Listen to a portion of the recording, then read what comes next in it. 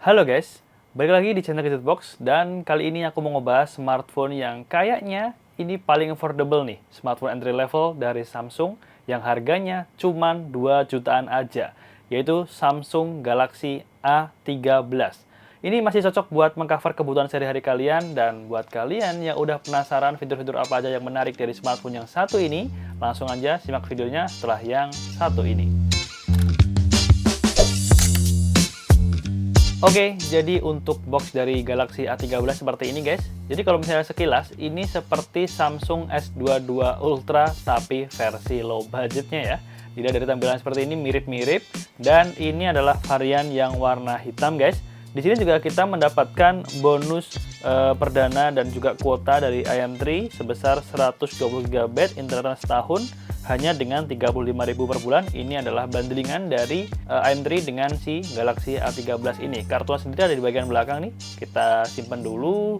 Dan untuk unit yang kita pegang saat ini memiliki varian RAM 4 GB dengan internal storage di 128 GB. Samsung sendiri memberikan dua opsi, jadi ada RAM 4 GB dan RAM 6 GB dengan internalnya sama di 128 GB. Cuman yang ngebedain itu harganya aja guys. Kalau misalnya yang RAM 4 GB itu harganya dibanderol di 2,499 juta, sedangkan yang RAM 6 GB itu dihargai di 2,699 juta.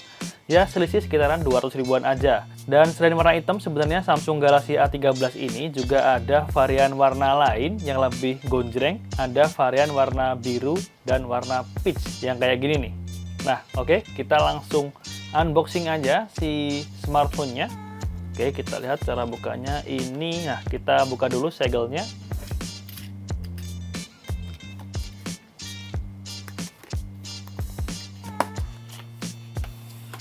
Oke, kita buka.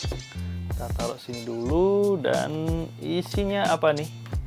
Di dalam boxnya kita mendapatkan buku petunjuk penggunaan atau panduan singkat. Di sini kita tidak mendapatkan case ya. Dan di sini ada smartphone-nya sendiri, Samsung Galaxy A13 Infinity V Display, quad kamera, dan juga fingerprint. Ini adalah key selling point dari si smartphone ini. Warnanya hitam guys. Kalau misalnya kita kletek seperti apa, kita lihat. Oke. Wow. Emang bener-bener kayak Samsung S22 Ultra ya, tapi versi low budget. Kameranya seperti ini, tidak ada istilahnya bumpernya ya. Jadi langsung back case, kemudian ada kamera-kamera yang menonjol kayak gini.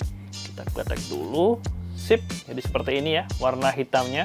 Sebenarnya ini hitamnya nggak yang hitam gelap gitu ya guys, jadi hitam agak keabu-abuan gitu. Di sini ada tulisan Samsung, dan kita taruh di sini dulu untuk smartphone-nya. Kita lihat lagi di dalam box-nya ini kita mendapatkan apa aja. Di sini ada IMEI, taruh sini, dan kita mendapatkan charger. Jadi untuk chargernya ini dia udah support fast charging di 15 watt ya guys. Jadi lumayan cukup oke. Dan kita dapatkan kabel USB-C ya. Oke, USB-C. Jadi di sini kita mendapatkan kepala charger, kemudian ada SIM ejector juga di sini di terakhir. Tumben ditaruh di bagian bawah, dan isinya kosong, itu aja ya. Jadi cukup lengkap untuk packagingnya. Kita juga masih mendapatkan kepala charger yang seperti ini, dimana di zaman sekarang ini kepala charger udah langka banget ya. Ngomongin desain, untuk bagian belakangnya ini glossy ya guys. Warnanya hitam, dan ini kayak model-model smartphone Samsung pada umumnya. Dan untuk di sebelah kanan ini guys, di sini ada port power, tombol power, dan juga berfungsi sebagai fingerprint scanner. Di atasnya ada volume control, sementara di bagian atas ada mikrofon, dan di bagian bawah di sini ada port jack audio 3,5 mm, mikrofon juga ada juga di sini, dan ada port USB Type-C untuk charger, serta ada speaker output di sini. Dan untuk di bagian kiri di sini ada SIM tray. Kita coba lihat SIM tray-nya. Jadi SIM tray-nya dia dedicated ya, triple slot, jadi bisa 2 SIM card dan juga 1 micro SD. Good job Samsung, di HP entry level memang harusnya seperti ini ya, triple slot, karena ya kalau bisa HP-nya affordable tapi bisa mengakomodir banyak hal seperti itu. Selain itu untuk slot micro SD yang tadi itu juga udah support sampai 1 TB guys, jadi udah sangat cukup untuk kebutuhan kalian.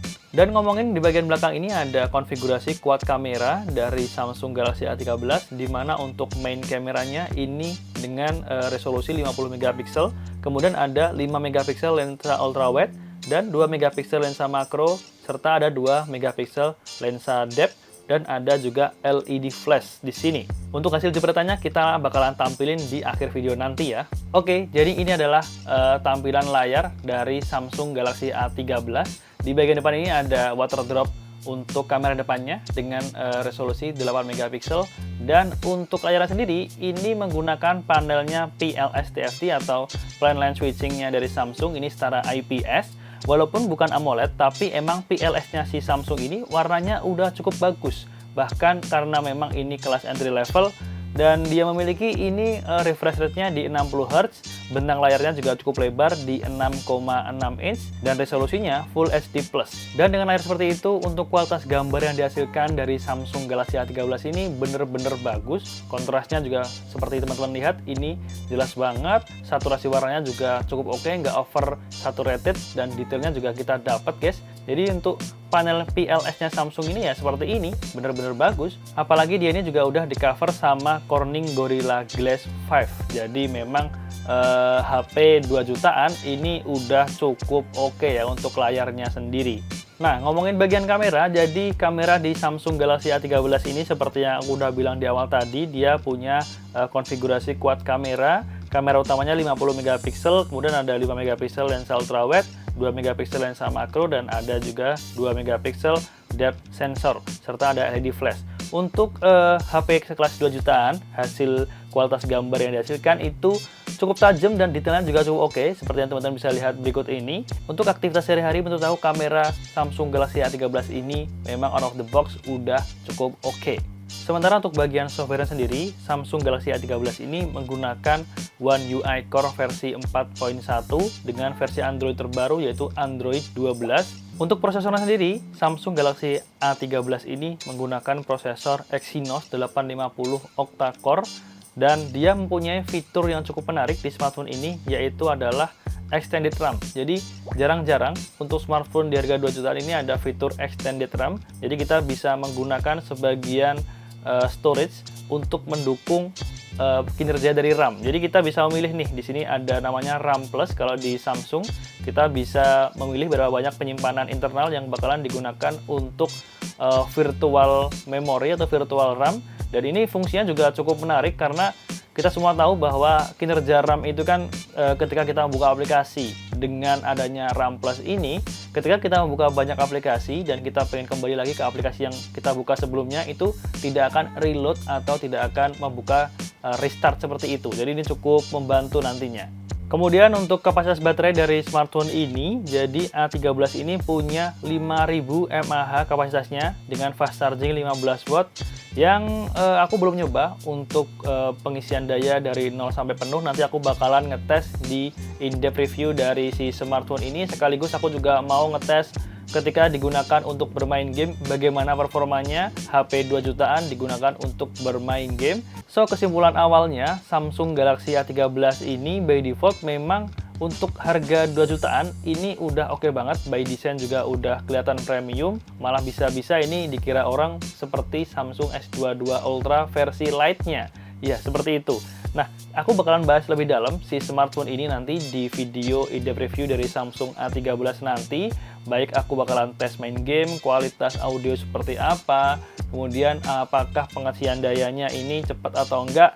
Nanti saksikan di video selanjutnya dari si Samsung Galaxy A13 ini.